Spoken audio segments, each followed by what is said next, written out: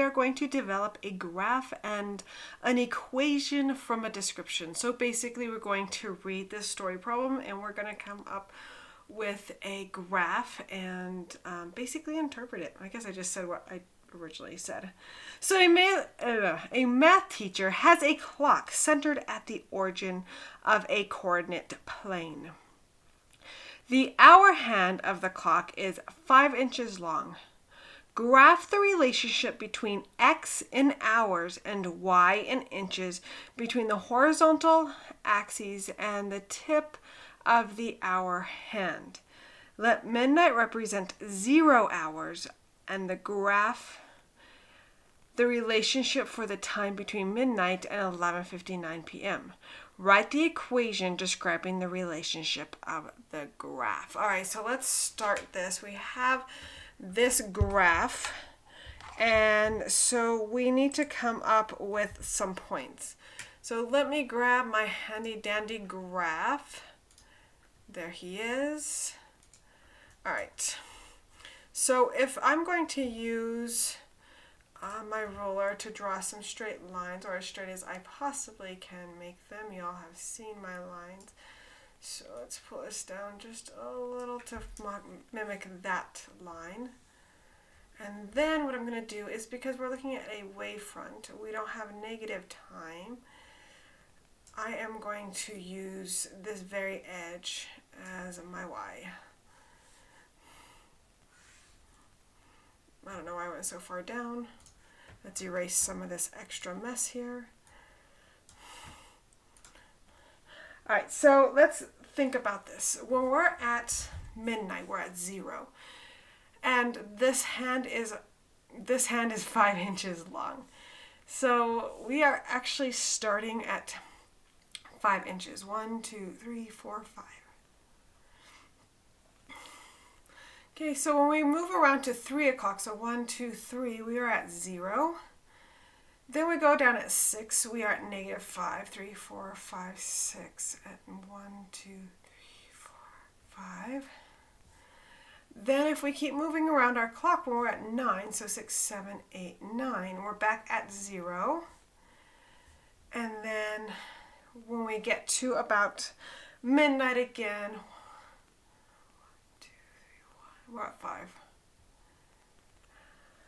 All right, so looking at the shape of my graph, it actually mimics the cosine graph. We've seen a lot of signs. The sine's wavefront kind of looks like a sidewards S, but the cosine actually looks like a sidewards C. So looking at this, this would basically be, thought I grabbed a different color there. This would basically be my C for cosine, and then kind of like a backwards S for sine. That's how I vision it. That's how I do it. That's how I know I'm working with what type of function. So this, the V, if I were to round it out the way I'm supposed to, the way this actually goes, which I cannot in the platform that I'm using, this is actually a little bit rounder than what I'm depicting here. All right. So looking at this again, I think that this can either be a cosine graph or it could be a sine graph with a phase shift of 90 degrees. And we'll talk about how later on in another example, possibly when we talk about phase shift, what I mean by a phase shift of 90 degrees. All right, so we have our graph. And if we go around in our hours, it'll continue to do this pattern. All right, so looking at this, like I said, we actually have this function. So the graph of the y-intercept is the maximum value, so the equation here is going to be a cosine. Y equals, let me grab this yellow, y equals a cosine of Vx. Our midline is still 0. We don't have a shift, so we don't have a K. We don't have a phase shift, so we don't have an H, but we do have an amplitude and we do have a period. Now looking at this, my period ends again at 12. Okay, this is not a pi, but what I can do is I know that 12 is going to equal the equation of a period, which is 2 pi over b. All right, so multiply b to each side, we get 12b equals 2 pi. Divide by 12, we get b equals pi over 6. I simplified in that step. All right, a is my amplitude. My distance between the midline and my maximum, or let me grab a different color. I'm going to grab this red color.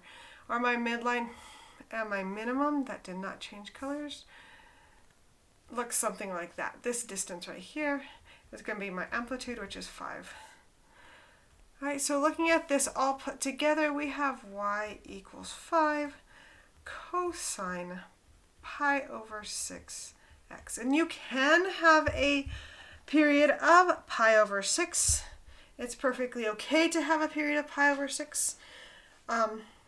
And so here is our model. Here is a function that represents the motion of the clock hand as it goes around and around and around the clock. And because this does repeat going in that circular motion, we would get that wave function.